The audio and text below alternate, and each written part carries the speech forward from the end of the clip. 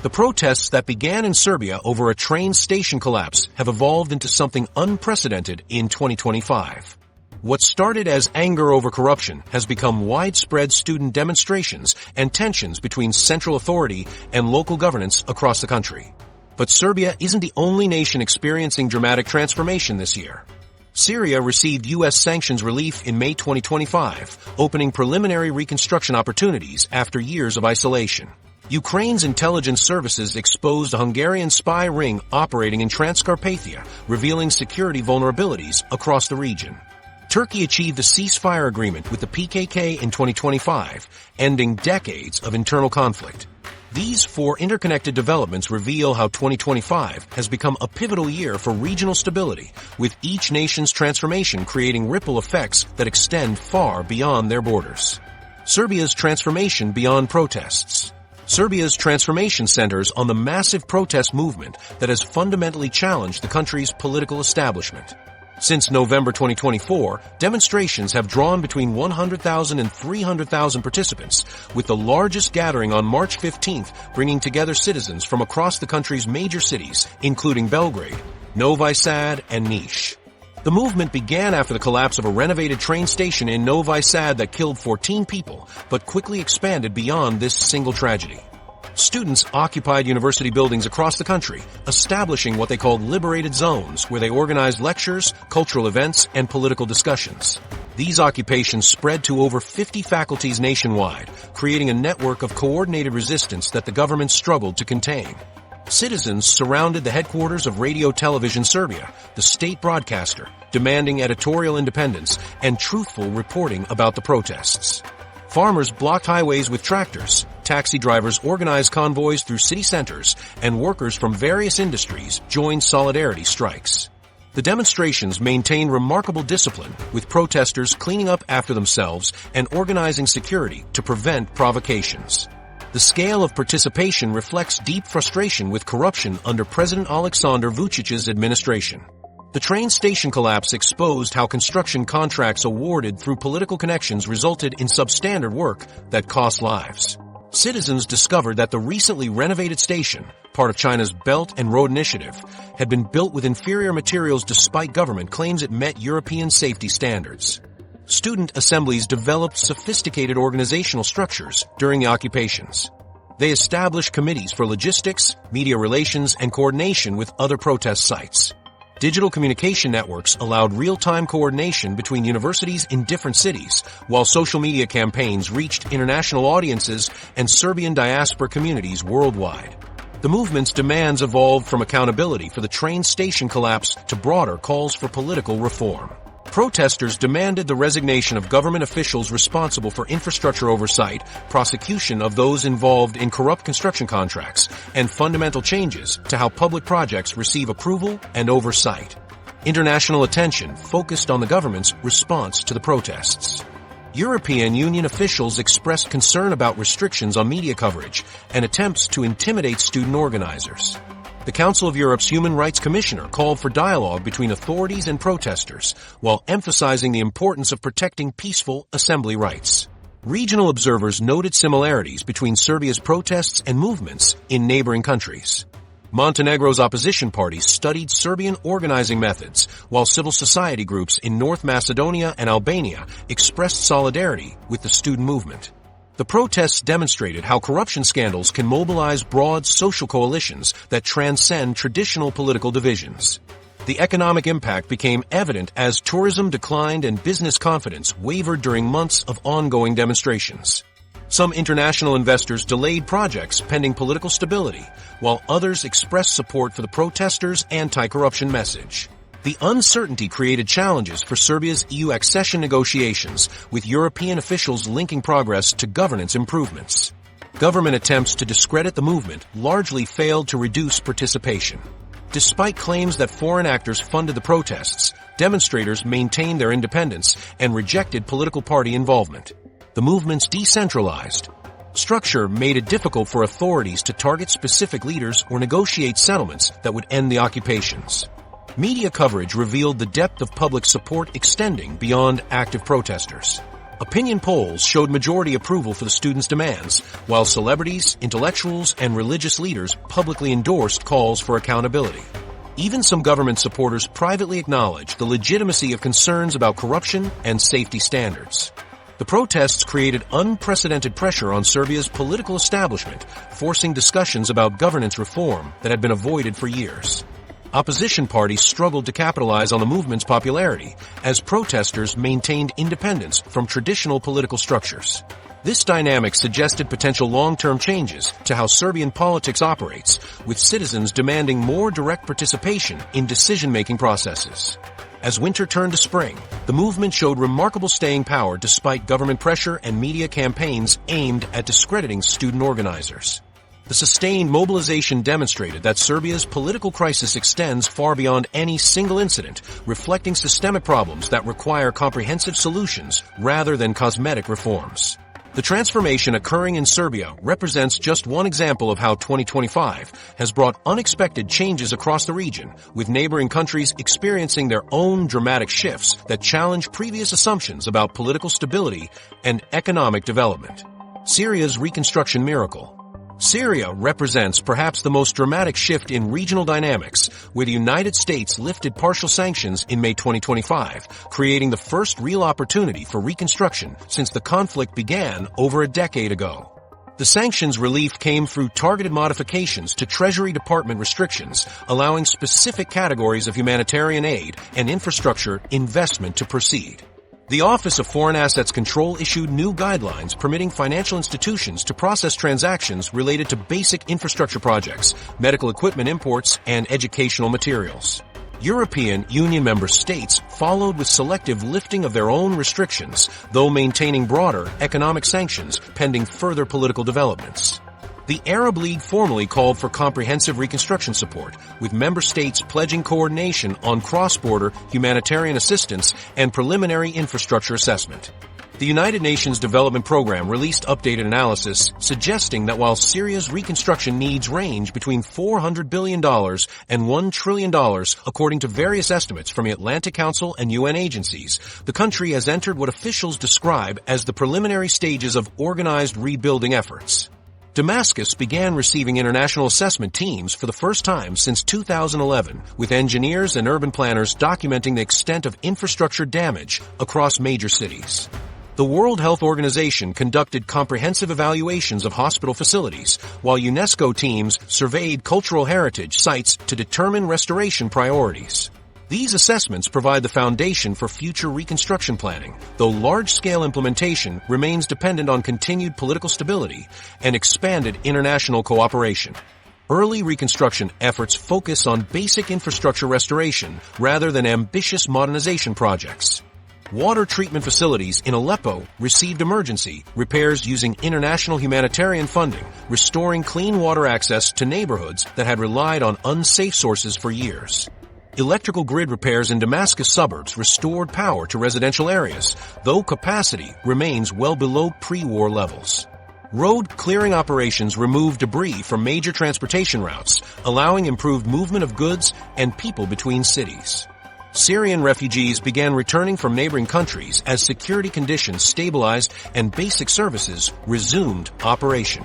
Turkish authorities reported increased applications for voluntary repatriation programs, while Jordanian officials noted growing interest among camp residents in returning to Syrian communities where infrastructure repairs had begun. Lebanese border crossings documented rising numbers of Syrians crossing back into their homeland, though most returns remain temporary as families assess conditions before making permanent decisions. International humanitarian organizations expanded operations beyond emergency aid toward development assistance programs. Medical equipment donations from European countries helped reopen hospital wings that had been closed since the conflict's peak years.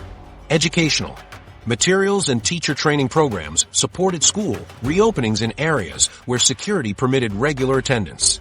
Agricultural assistance programs provided seeds and basic equipment to farmers attempting to restore crop production in previously contested regions. The diplomatic landscape shifted as regional powers reassessed their positions towards Syrian reconstruction. The United States demanded Syria's participation in the Abraham Accords as a condition for expanded sanctions relief, according to State Department briefings, though specific details of these requirements remain unclear. Gulf states expressed cautious interest in reconstruction investments pending resolution of outstanding political issues. European governments maintained their position linking comprehensive economic normalization to political reforms and accountability measures. Construction companies from neighboring countries began preliminary assessments of reconstruction opportunities, though major projects await clearer regulatory frameworks and financing mechanisms. Lebanese firms evaluated cross-border infrastructure projects that could benefit both countries' economic recovery. Turkish construction companies studied potential involvement in northern Syria rebuilding efforts, while Jordanian businesses explored opportunities in southern regions where they maintained historical commercial relationships. Energy sector recovery became a priority as international partners evaluated Syria's petroleum infrastructure. Russian companies maintained existing operations while assessing expansion possibilities under the modified sanctions regime.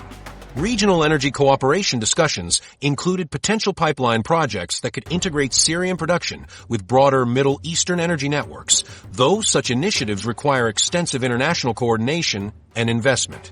The economic transformation occurring across these regional powers reflects broader shifts in how nations adapt to changing international circumstances.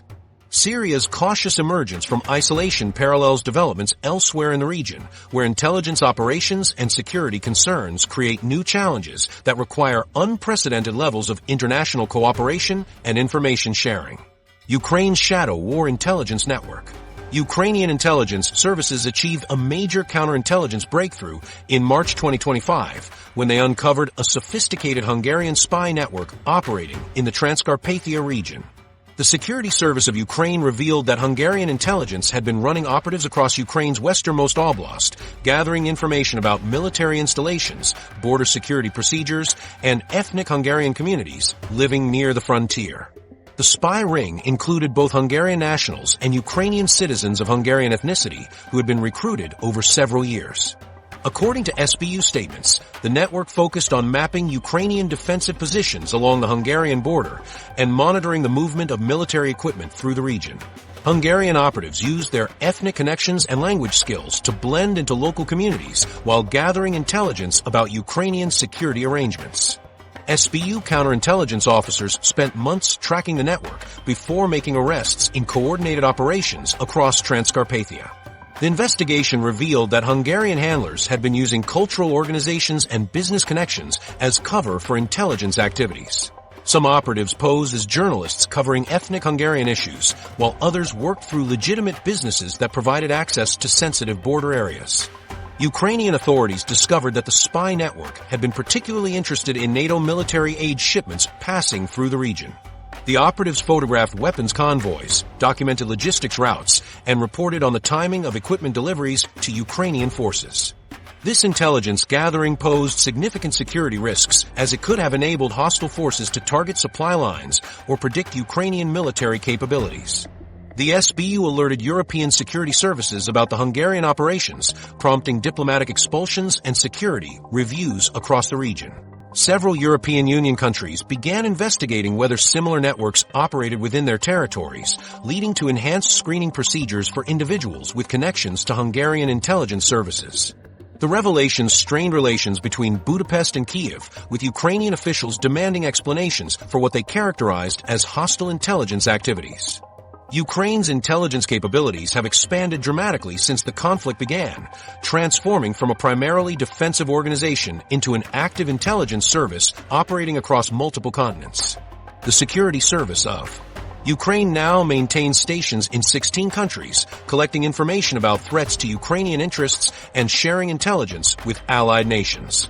Ukrainian operatives work alongside CIA officers in Africa, coordinate with MI6 teams in Southeast Asia, and provide technical expertise to international operations. The SBU's cyber warfare units represent perhaps Ukraine's most sophisticated intelligence achievement. Ukrainian digital specialists prevented attacks on dozens of critical infrastructure targets across Europe in 2025, disrupting malware campaigns targeting nuclear facilities and blocking attempts to manipulate election systems. These cyber units operate from hardened facilities across Ukraine, employing thousands of specialists trained in advanced digital warfare techniques. Ukrainian intelligence services use artificial intelligence and satellite surveillance to analyze communications patterns and identify potential threats before they materialize. Machine learning algorithms process vast amounts of data to detect suspicious activities, while satellite imagery helps track military movements in hostile territories. Facial recognition systems deployed at border crossings alert authorities to known operatives attempting to enter European Union countries. The transformation from intelligence consumer to provider fundamentally altered Ukraine's relationships with Western allies. NATO members now request Ukrainian assessments before making major security decisions, while the Pentagon established a permanent liaison office in Kyiv to coordinate intelligence sharing. British intelligence officials travel regularly to Ukraine for briefings on Eastern European security threats, and French counterintelligence teams participate in joint operations led by Ukrainian coordinators. European governments launched investigations into security screening procedures following the Hungarian spy revelations. Parliamentary committees examined how foreign operatives obtained access to sensitive information over extended periods, revealing systemic weaknesses in vetting procedures that relied too heavily on document verification rather than ongoing behavioral monitoring. These reviews led to comprehensive reforms of background check processes for foreign nationals working in sensitive positions. Ukraine's intelligence success demonstrates its evolution into a regional security powerhouse despite ongoing territorial challenges.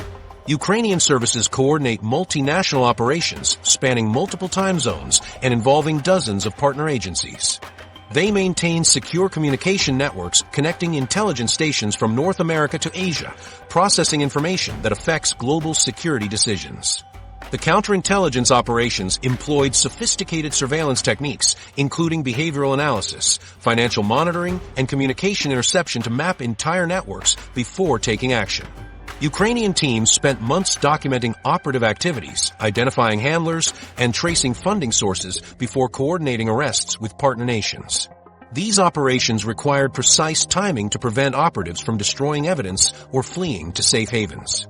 Ukrainian intelligence capabilities now provide early warning systems that detect emerging threats before they mature into active operations.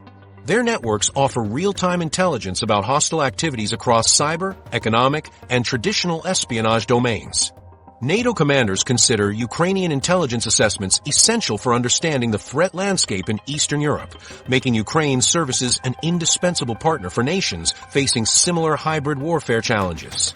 The strategic implications extend beyond immediate security concerns, as Ukraine's intelligence success has positioned the country as a key player in regional security arrangements.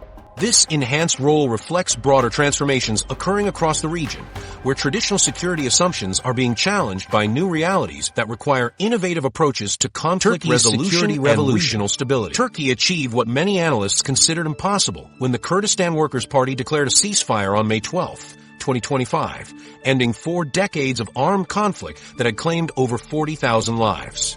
The announcement came after months of secret negotiations mediated by Norwegian diplomats, with PKK leadership agreeing to begin disarmament procedures in exchange for expanded cultural rights and political participation for Turkey's Kurdish population. The ceasefire agreement includes provisions for PKK fighters to surrender weapons at designated collection points across southeastern Turkey, monitored by international observers from the Organization for Security and Cooperation in Europe. Turkish authorities establish processing centers where former militants undergo background checks and participate in reintegration programs designed to help them transition to civilian life. The disarmament process began in June 2025, with the first groups of fighters emerging from mountain hideouts to surrender their weapons. European Union officials expressed cautious optimism about the peace process, while emphasizing the need for sustained commitment from both sides. The European Parliament passed a resolution supporting Turkey's peace efforts, but called for robust human rights protections during the reintegration phase. Human Rights Watch issued statements welcoming the ceasefire while warning against potential abuses during the disarmament process, citing concerns about adequate legal protections for former fighters. Turkish President Recep Tayyip Erdogan announced constitutional reforms aimed at addressing Kurdish grievances that had fueled the decades-long conflict. The proposed changes include recognition of Kurdish as an official language in regions where it represents the majority, establishment of cultural autonomy for Kurdish communities, and creation of special economic zones in southeastern provinces to stimulate development. These reforms require parliamentary approval and face opposition from nationalist parties that view them as concessions to separatist demands. The peace process created immediate economic opportunities in southeastern Turkey, where decades of conflict had deterred investment and development. Turkish officials announced plans for a reconstruction program targeting provinces most affected by the insurgency, including infrastructure projects, industrial development initiatives, and educational expansion. International development organizations expressed interest in supporting reconstruction efforts, with the World Bank conducting preliminary assessments of investment opportunities in the region. Kurdish political parties gained unprecedented influence in Turkish politics as the peace process advanced. The People's Democratic Party, which represents Kurdish interests in parliament, became a crucial partner in coalition negotiations following the ceasefire announcement.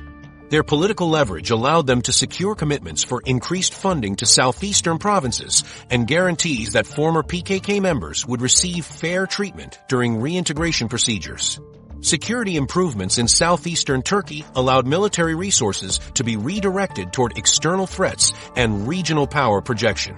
Turkish forces previously deployed in counterinsurgency operations could focus on border security along the Syrian frontier and maritime patrol duties in the eastern Mediterranean. The military restructuring enhanced Turkey's ability to respond to regional crises while maintaining domestic stability through peaceful conflict resolution rather than military suppression. Regional powers closely monitored Turkey's peace process as a potential model for resolving their own ethnic conflicts. Iraqi Kurdish leaders sent delegations to Ankara to study Turkish negotiation methods and reintegration procedures. Iranian officials expressed interest in Turkish mediation techniques, given their own challenges with Kurdish populations in border regions. Syrian Kurdish groups requested Turkish assistance in their negotiations with Damascus, recognizing Ankara's newfound credibility in peaceful conflict resolution. The ceasefire's success depended on sustained international support and monitoring to prevent violations by either side. NATO allies provided technical assistance for weapons collection and storage procedures, while European Union funds supported reintegration programs for former fighters. United Nations observers documented the disarmament process to ensure compliance with international standards and provide credible verification of progress toward lasting peace. Turkish civil society organizations played crucial roles in supporting the peace process through dialogue initiatives and reconciliation programs. Universities in southeastern Turkey established Kurdish studies programs, while cultural organizations promoted understanding between Turkish and Kurdish communities. Religious leaders from both communities issued joint statements supporting peaceful coexistence and condemning violence from any source. The economic impact of peace became evident as tourism increased in southeastern Turkey and international businesses expressed interest in previously unstable regions. Agricultural production expanded as farmers gained access to areas that had been restricted due to security concerns. Transportation networks improved as military checkpoints were reduced and normal commercial activity resumed in border regions. Turkey's successful peace process enhanced its regional diplomatic standing and created opportunities for mediating other conflicts across the Middle East and Eastern Europe. Turkish negotiators offered their expertise to nations struggling with similar ethnic tensions, while international organizations sought Turkish participation in peace initiatives elsewhere. The transformation from internal conflict to regional mediator demonstrated how successful peace processes create positive spillover effects that extend far beyond national borders. The interconnected nature of these regional transformations would soon become apparent as diplomatic and economic relationships began forming between nations undergoing similar transitions, creating unexpected partnerships that challenged traditional geopolitical assumptions. The interconnected web of regional power. These developments created ripple effects that extended across national boundaries, revealing how regional transformations could influence neighboring countries facing similar challenges.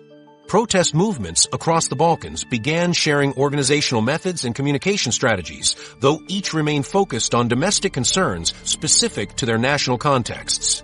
Albanian opposition groups studied Serbian coordination techniques during their own anti-corruption demonstrations, adapting digital organizing tools to mobilize supporters across multiple cities simultaneously.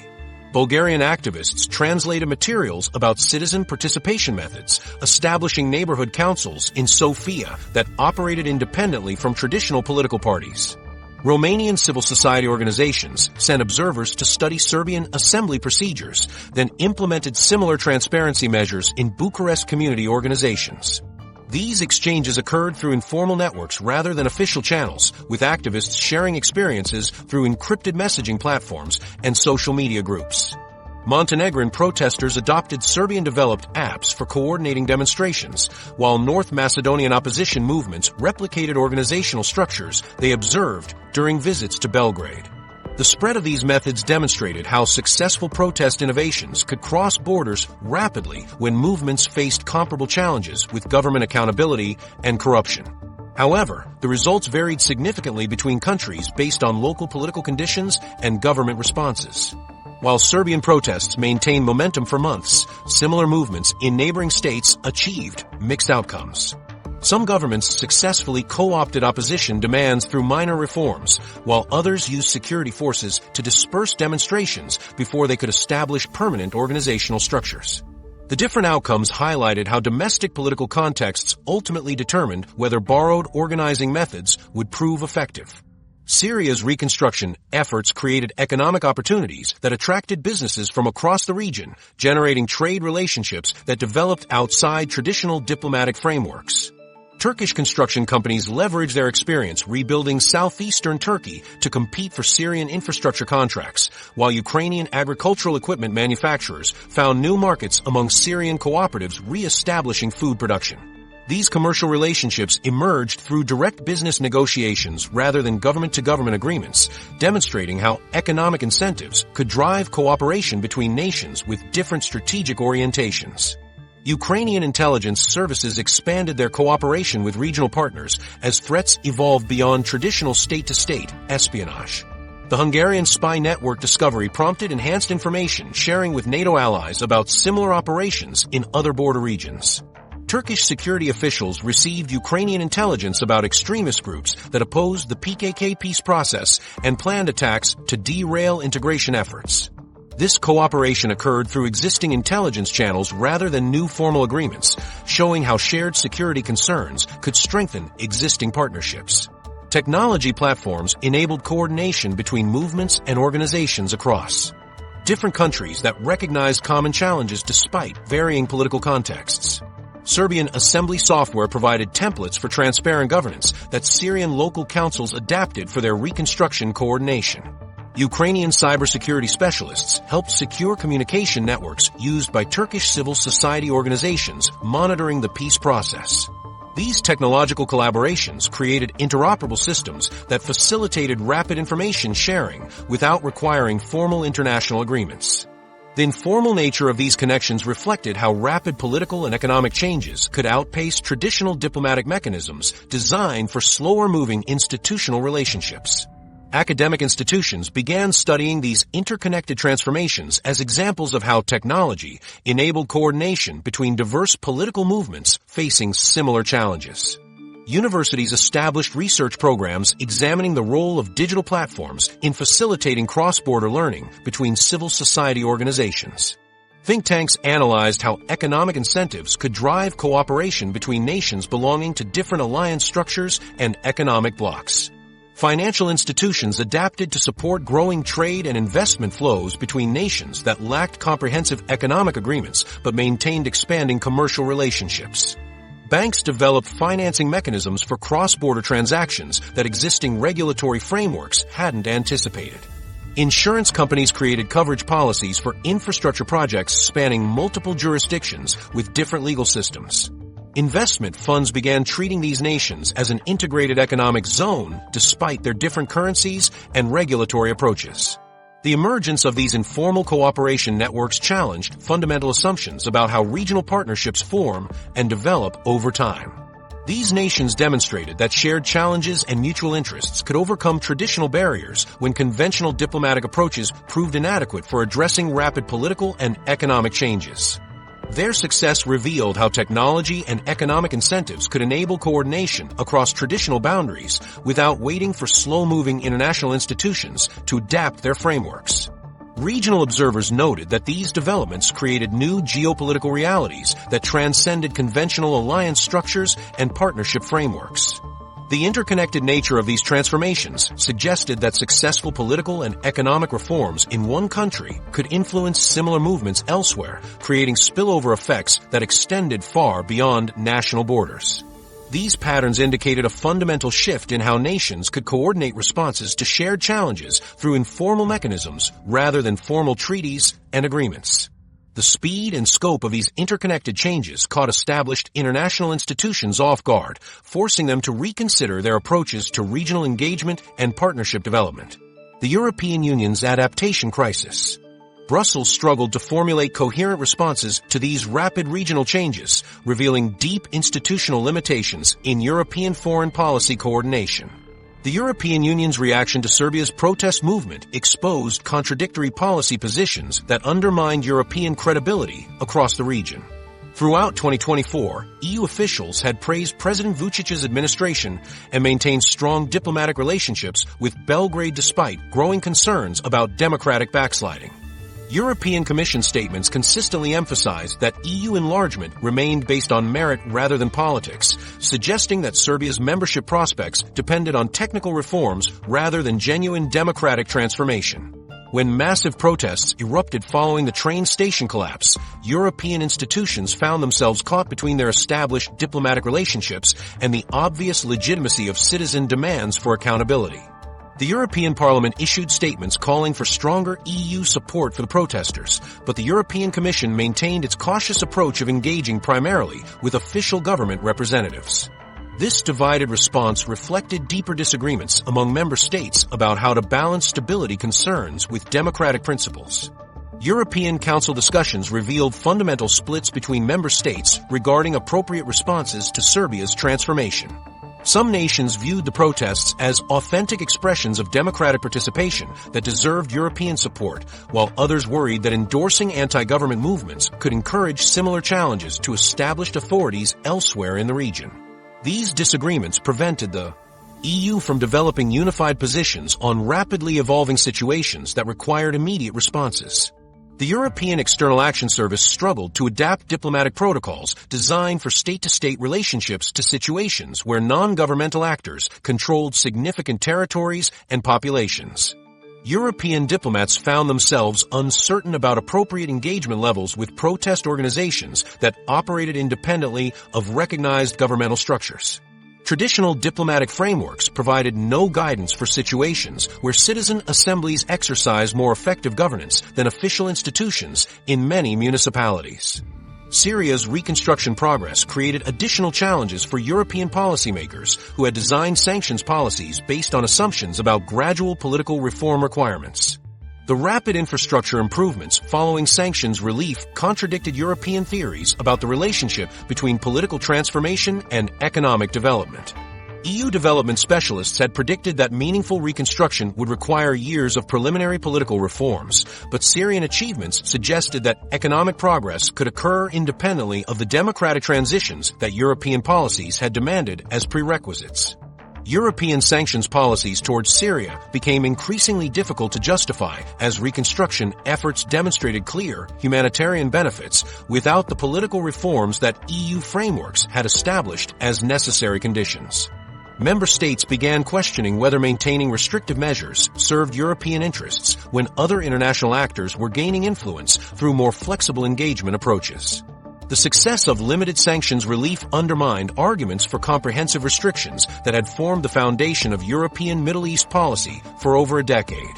Ukraine's transformation from aid recipient to intelligence provider created operational challenges for European institutions structured around traditional assistance relationships. EU counterintelligence agencies increasingly relied on Ukrainian expertise to identify security threats within European territories, reversing the flow of information and assistance that had characterized European-Ukrainian cooperation since 2014. European officials struggled to adapt institutional procedures designed for providing aid to Ukraine rather than receiving crucial intelligence from Ukrainian services. Turkey's Kurdish peace process eliminated the primary human rights objections that had stalled EU membership negotiations, but European institutions maintained restrictive policies despite changed circumstances. The successful integration of former PKK fighters resolved concerns about minority rights that had justified European opposition to Turkish membership for years. However, institutional momentum preserved existing policies even as the conditions that had created those policies no longer existed. Economic relationships between these nations and European countries expanded through bilateral arrangements that bypassed EU regulatory frameworks entirely. European companies negotiated directly with local authorities in Serbia while avoiding EU institutional oversight. Syrian reconstruction attracted European investment through agreements that ignored official EU sanctions policies. Turkish economic cooperation with European nations increased despite frozen accession negotiations. These alternative arrangements demonstrated that European integration offered fewer advantages than EU officials had assumed. The institutional response revealed structural weaknesses in European decision-making processes designed for stable rather than dynamic environments. The European Council's unanimous consent requirements allowed individual member states to block adaptation to new realities. European Commission bureaucratic procedures moved too slowly to address rapidly evolving situations. European Parliament committee systems produced detailed reports about circumstances that had already changed by the time reports reached final votes.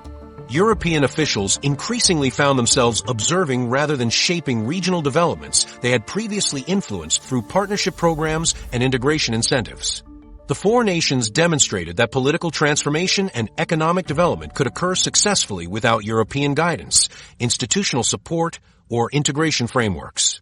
This reality challenged fundamental assumptions about European influence in regional affairs where European leadership had previously been considered essential for achieving stability and prosperity. The speed of these changes caught European institutions unprepared and highlighted the limitations of traditional diplomatic approaches when confronting rapid political and economic transformations. As these nations pursued independent paths toward stability and development, European policymakers confronted the possibility that institutional inflexibility might render EU influence increasingly irrelevant in regional affairs where other powers were demonstrating greater adaptability and effectiveness. Russia's diminishing influence. Moscow's response to these regional developments revealed the limitations of traditional Russian influence strategies when confronted with genuine domestic transformations. Russia's approach to Serbia's protest movement demonstrated how Moscow's foreign policy establishment struggled to adapt to democratic movements that couldn't be controlled through conventional pressure tactics. Russian officials warned Belgrade against allowing unrest to destabilize the country, emphasizing the importance of maintaining order through established governmental structures. The Kremlin maintained strong support for President Vučić throughout the protest period, viewing his administration as a crucial ally in preventing Western influence from expanding into the Balkans.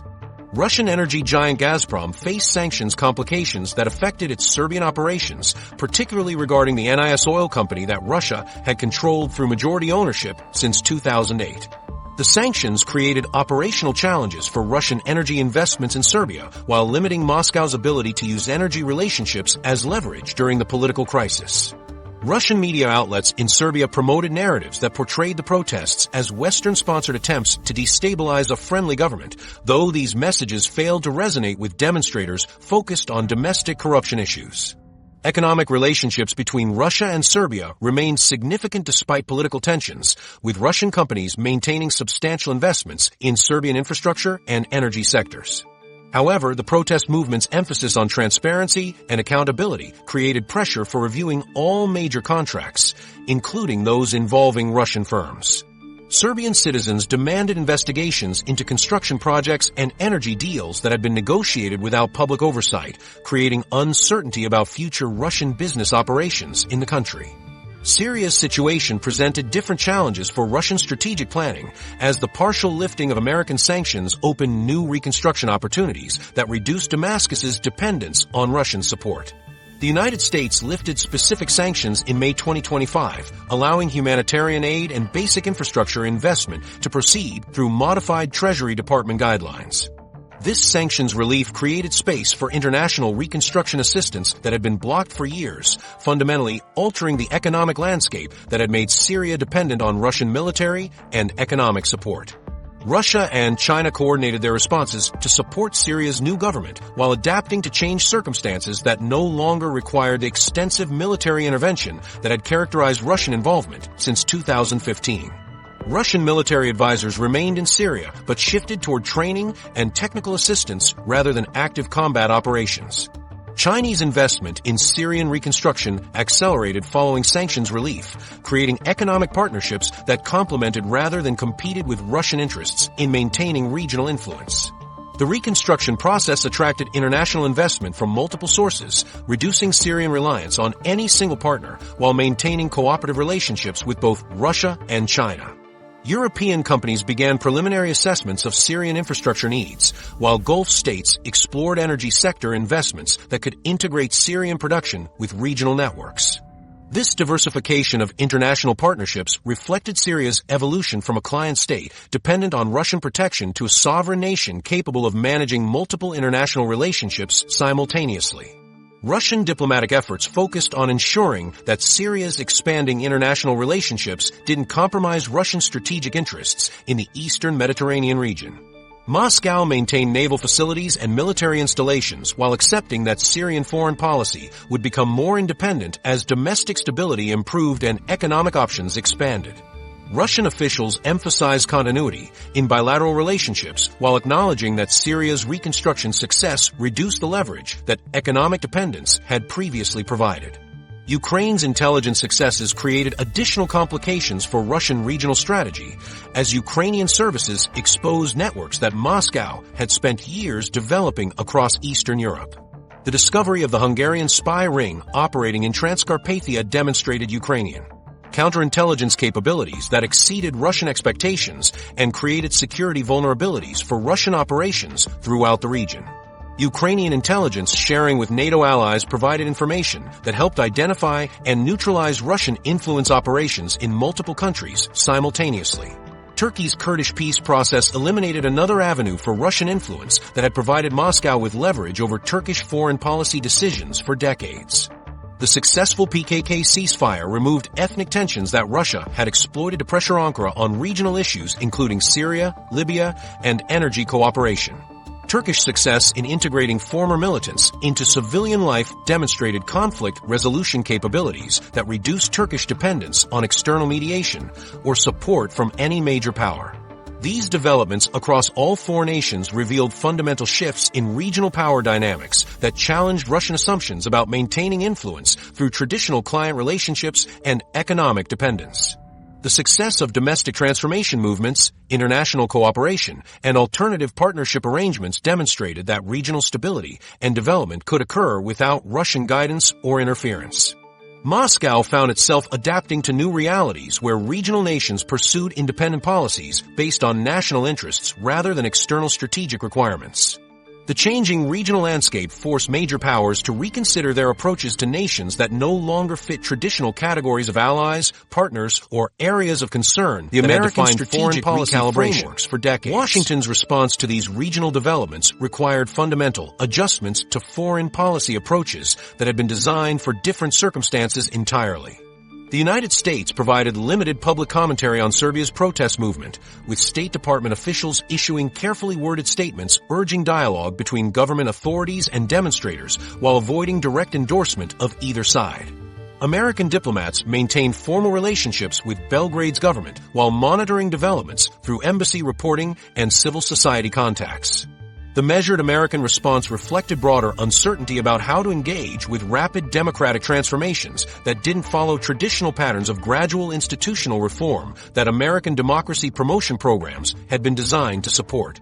Congressional oversight committees began questioning whether existing foreign policy frameworks remained adequate for addressing situations where grassroots movements achieved more effective governance than established institutions. The House Foreign Affairs Committee held hearings examining American approaches to supporting democratic development when traditional government-to-government relationships became insufficient for understanding actual political dynamics.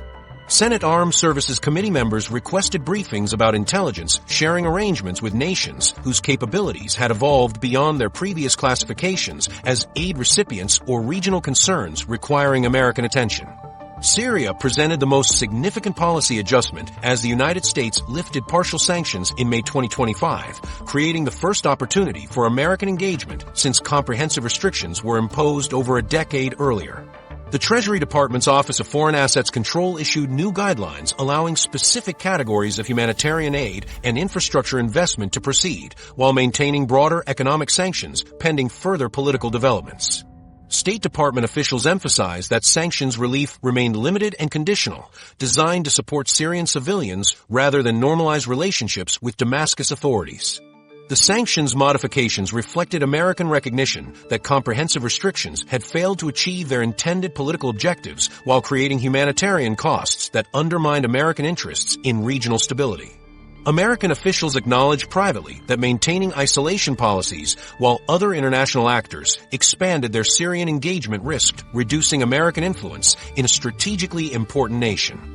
The limited sanctions relief represented a cautious first step toward potential broader engagement based on Syrian progress in meeting American conditions for political reform and accountability measures. American businesses expressed interest in Syrian reconstruction opportunities created by the sanctions modifications, though legal restrictions limited immediate investment possibilities. Energy companies evaluated potential involvement in Syrian infrastructure projects, while agricultural firms explored export opportunities to support Syrian food security needs.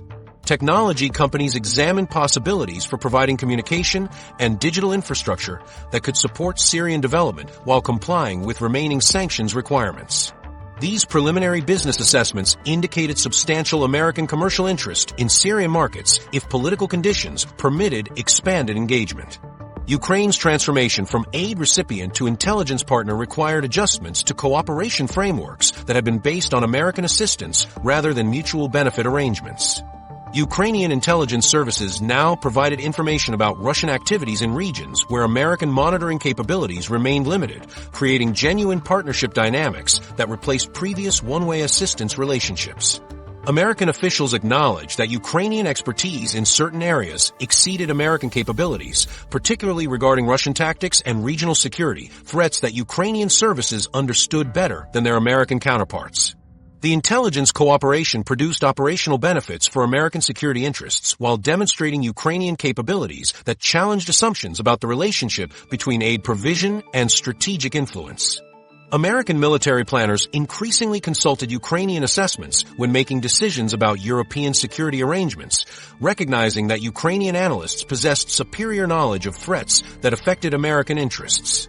The partnership evolution reflected broader changes in how American foreign policy adapted to allies whose capabilities had grown beyond traditional assistance relationships. Turkey's Kurdish peace process eliminated human rights concerns that had complicated American-Turkish cooperation for decades while creating opportunities for enhanced military coordination in regions where both nations maintained strategic interests. American officials welcomed the Ceasefire Agreement while emphasizing the importance of sustained implementation and protection for all parties involved in the peace process. The successful conflict resolution demonstrated Turkish capabilities in managing complex ethnic tensions that could inform American approaches to similar challenges elsewhere in the region. Military cooperation between American and Turkish forces expanded as the peace process freed Turkish resources for external operations that supported American strategic objectives in Africa and the Middle East. Joint training exercises incorporated scenarios where Turkish capabilities complemented American operations in multiple theaters simultaneously. American military aid programs shifted towards supporting Turkish power projection capabilities that enhanced both nations' ability to address shared security challenges across multiple regions.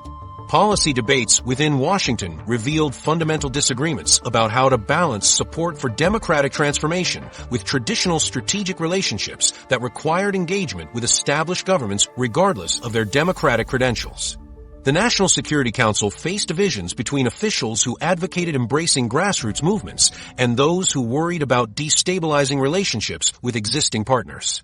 These debates reflected broader questions about whether American interests were better served by supporting rapid transformation or maintaining stability through established relationships. The success of organic democratic and economic development in these four nations challenged conventional assumptions about the relationship between American assistance and positive political change. Academic institutions began studying these transformation models to understand how rapid progress occurred without significant American involvement, questioning whether traditional development approaches remained effective for achieving American objectives.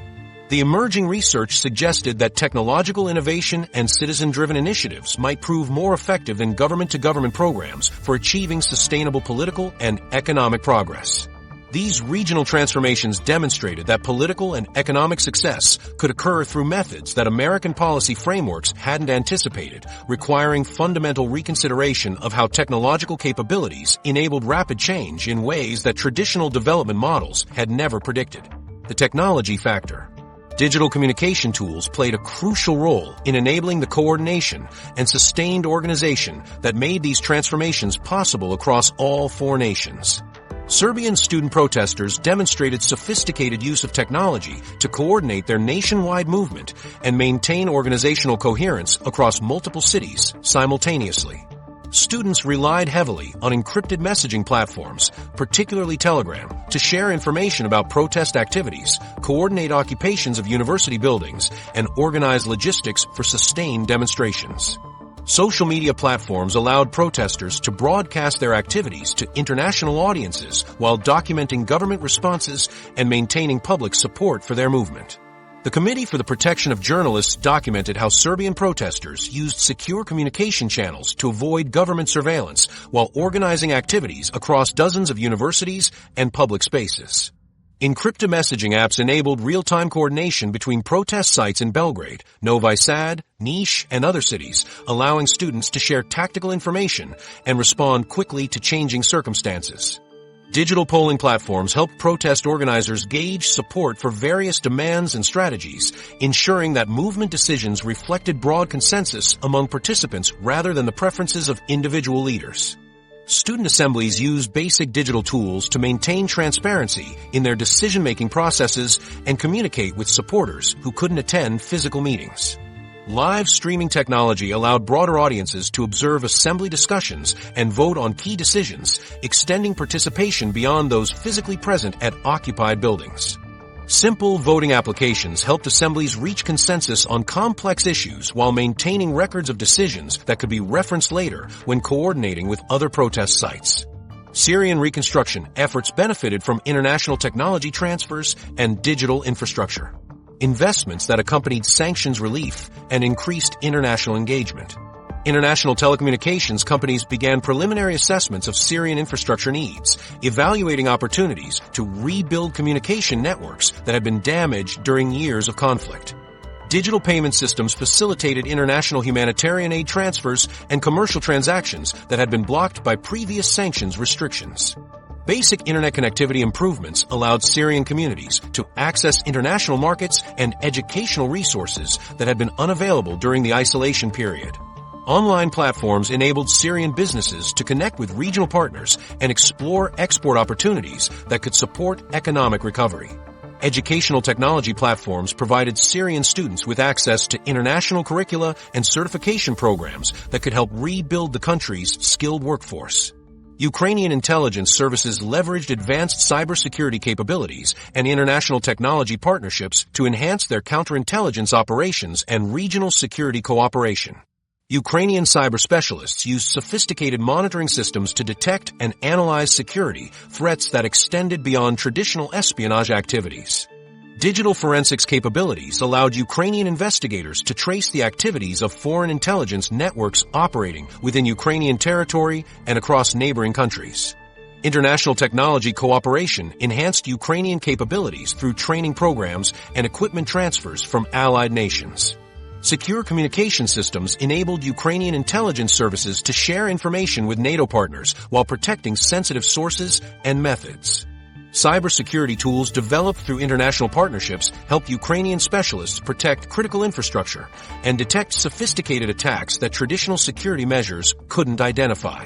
Turkey's peace process utilized digital identity verification systems and secure communication platforms to manage the complex logistics of integrating former PKK fighters into civilian life.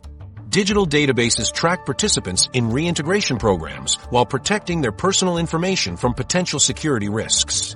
Secure messaging systems allowed Turkish officials and former militant leaders to coordinate integration activities without compromising operational security. Communication technology facilitated dialogue between communities that had been separated by decades of conflict, enabling former adversaries to build working relationships necessary for successful peace implementation. Digital platforms provided forums for discussing integration challenges and sharing information about available support services. Online training programs help former fighters develop civilian skills while maintaining connections with support networks during their transition period. Regional technology cooperation emerged through informal networks and commercial relationships rather than formal government agreements. Universities established research partnerships that facilitated knowledge sharing about digital governance, cybersecurity, and communication technologies. Private companies developed cross-border business relationships that created integrated technology services spanning multiple countries. Technology professionals who had emigrated to Western countries began returning to participate in reconstruction and development projects that offered opportunities to apply international expertise in familiar cultural contexts. Software developers, cybersecurity specialists, and telecommunications engineers brought knowledge gained through international experience back to their home countries. These returning professionals created bridges between domestic technology sectors and international markets that accelerated development beyond what local capabilities alone could have achieved. The technological foundations that enabled rapid coordination and implementation of these transformations also created new economic opportunities and international connections that extended far beyond their original purposes. Digital platforms developed for protest coordination found applications in civic engagement and local governance. Cybersecurity capabilities developed for national defense attracted international consulting contracts. Communication networks built for peace processes facilitated broader economic integration and cultural exchange. However, increased technological connectivity also created new vulnerabilities and security challenges that required constant attention and sophisticated defensive measures. Each nation invested in cybersecurity capabilities to protect against attacks designed to disrupt their transformation processes. Joint threat intelligence sharing helped identify and counter sophisticated attacks that targeted multiple countries simultaneously. These technological developments created the infrastructure necessary for the broader social and economic changes that would reshape the demographic landscape across all four nations in unprecedented ways. The demographic revolution. Population movements and diaspora engagement patterns revealed how these transformations resonated far beyond national borders, creating networks of support that transcended traditional geographic boundaries. Serbian student protests attracted significant international attention from diaspora communities across Europe and North America, who organized solidarity demonstrations in major cities worldwide. According to Euronews reporting, Serbian expatriates held rallies in Berlin, Vienna, London, and Toronto to express support for the student movement and demand accountability from Belgrade authorities. These diaspora demonstrations created international pressure that amplified domestic protest voices while demonstrating the global reach of concerns about corruption and governance in Serbia. Serbian communities in Western countries use social media platforms and digital organizing tools to coordinate international support activities that complemented domestic protest efforts. Expatriate professionals organized fundraising campaigns to support student occupations, while Serbian diaspora media outlets provided alternative news coverage that circumvented government-controlled domestic broadcasting. Academic conferences in European universities featured panels discussing the Serbian protest movement, with diaspora scholars analyzing the implications for democratic development in the Balkans. The international solidarity demonstrated how modern communication technology enabled diaspora communities to maintain active engagement with political developments in their countries of origin. Serbian expatriates who had left due to economic opportunities or political frustrations found ways to contribute to transformation efforts without physically returning. Professional networks spanning multiple countries provided expertise and resources that supported domestic reform initiatives while creating bridges between Serbian civil society and international institutions. Syrian diaspora communities similarly engage with reconstruction efforts through remittances, investment, and professional expertise that supported development projects following sanctions relief. Syrian engineers working in Gulf countries provided technical consulting for infrastructure projects, while Syrian doctors in European countries offered training programs for medical professionals working in newly reopened hospitals. Syrian business owners in neighboring countries established supply chains that facilitated reconstruction material imports and equipment transfers. The engagement patterns revealed how diaspora communities could contribute to national transformation without mass physical return migration that some analysts had predicted would accompany political and economic improvements. Instead, expatriate populations maintained their international residences while increasing their involvement in homeland development through financial contributions, professional services, and advocacy activities that supported reform processes. Ukrainian diaspora communities in North America and Europe expanded their traditional cultural and humanitarian activities to include intelligence cooperation and cybersecurity support that enhanced Ukraine's national security capabilities. Ukrainian technology professionals working for international companies provided expertise that strengthened Ukrainian cyber defense systems, while Ukrainian academics at Western universities contributed research that informed policy development. Ukrainian diaspora organizations lobbied their host governments to maintain support for Ukrainian intelligence operations and security cooperation programs.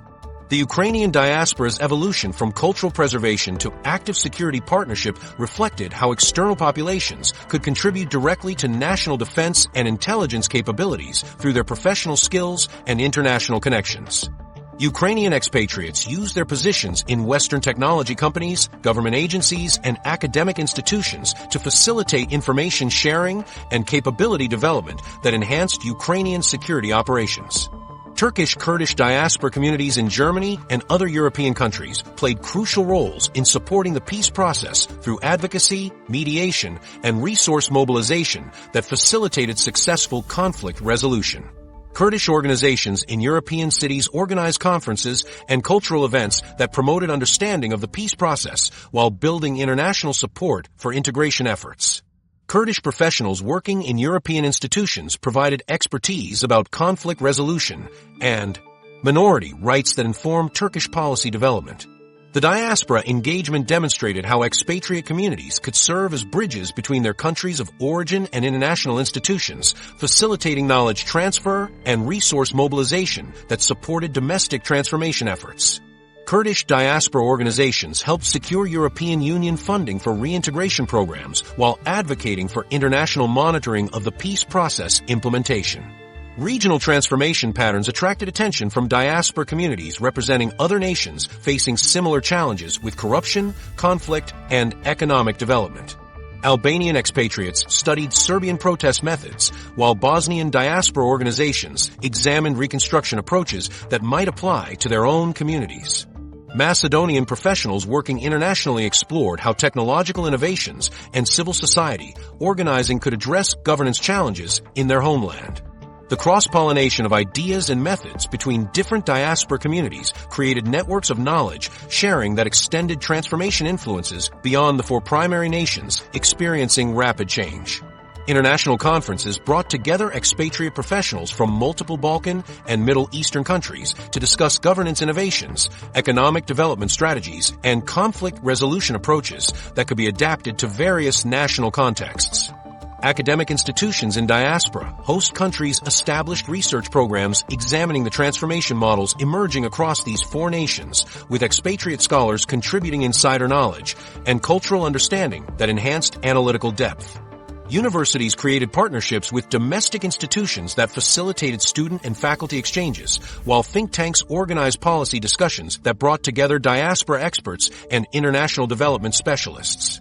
The diaspora engagement patterns revealed how modern communication technology and international mobility created new forms of transnational citizenship that enabled expatriate populations to contribute to homeland transformation without traditional return migration. These evolving relationships between nations and their international populations suggested fundamental changes in how political and economic development could occur through networks that transcended traditional geographic boundaries, creating models that attracted attention from observers studying similar challenges across multiple continents. International observers began studying these transformation patterns as potential models for addressing similar challenges in their own regions, though the specific circumstances that enabled success in these four nations proved difficult to replicate elsewhere. Serbia's protest movement inspired solidarity demonstrations among diaspora communities in neighboring Balkan countries, with students in Montenegro and North Macedonia organizing smaller-scale occupations of university buildings while demanding similar accountability from their governments. According to Deutsche Welle reporting, these solidarity actions remained limited in scope and failed to achieve the sustained mobilization that characterized the Serbian movement. The different outcomes highlighted how local political conditions and government responses ultimately determined whether borrowed organizing methods would prove effective in new contexts. Regional civil society organizations sent delegations to observe Serbian assembly procedures and coordination techniques, then attempted to adapt these methods for their own anti-corruption campaigns. Bulgarian activists translated Serbian protest materials and established neighborhood councils in Sofia, though these organizations operated on much smaller scales and focused primarily on local issues rather than national political transformation. Romanian opposition groups studied Serbian digital organizing tools, but struggled to achieve comparable participation levels when government authorities proved more effective at disrupting communication networks and protest coordination. The limited success of replication efforts demonstrated that successful transformation required specific combinations of circumstances that couldn't be easily transferred between different political and cultural contexts. Serbian protesters benefited from particular vulnerabilities in their government's response capabilities, widespread public frustration with corruption that had reached crisis levels, and technological infrastructure that enabled sustained coordination across multiple cities simultaneously.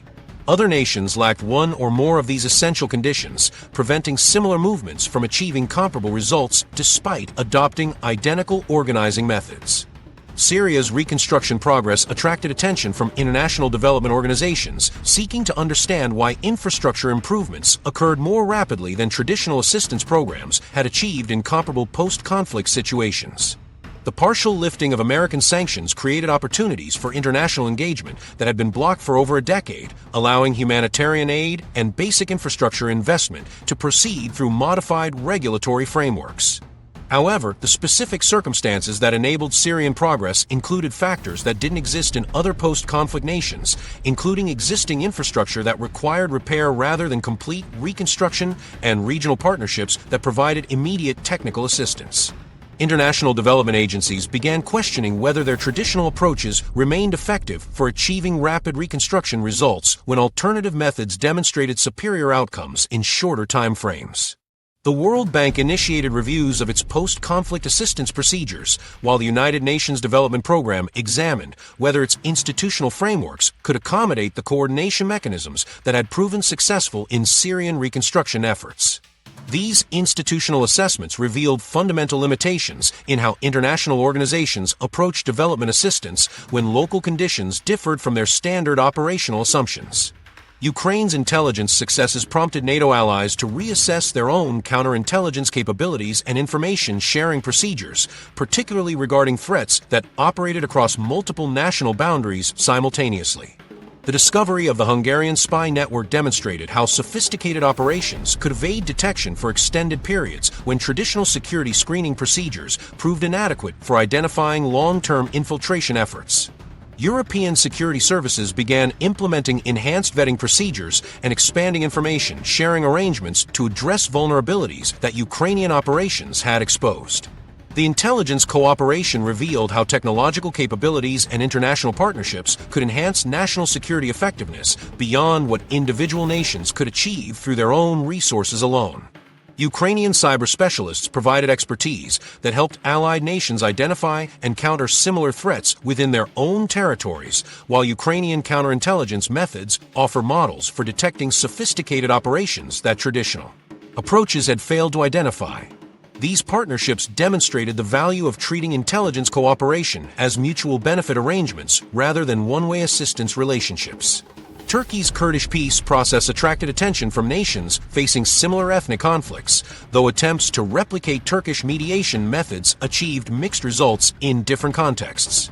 The specific circumstances that enabled successful conflict resolution in Turkey included factors that didn't exist in other ethnic conflicts, including established political representation for Kurdish interests and economic incentives that made peace more attractive than continued conflict for all parties involved.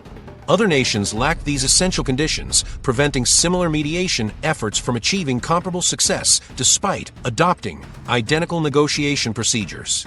International mediation organizations studied Turkish peace process methods as potential models for addressing ethnic conflicts elsewhere, but discovered that successful conflict resolution required specific combinations of political, economic, and social conditions that couldn't be artificially created through external intervention.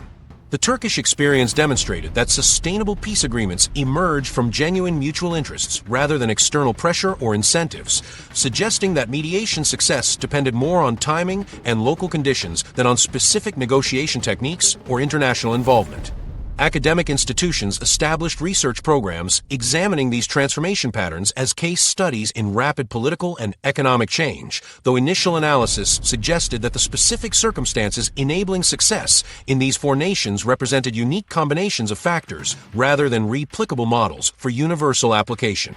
The research revealed how technological innovation, citizen participation, and international cooperation could accelerate transformation processes when combined with favorable local conditions, but also highlighted the difficulty of creating those conditions artificially in different contexts.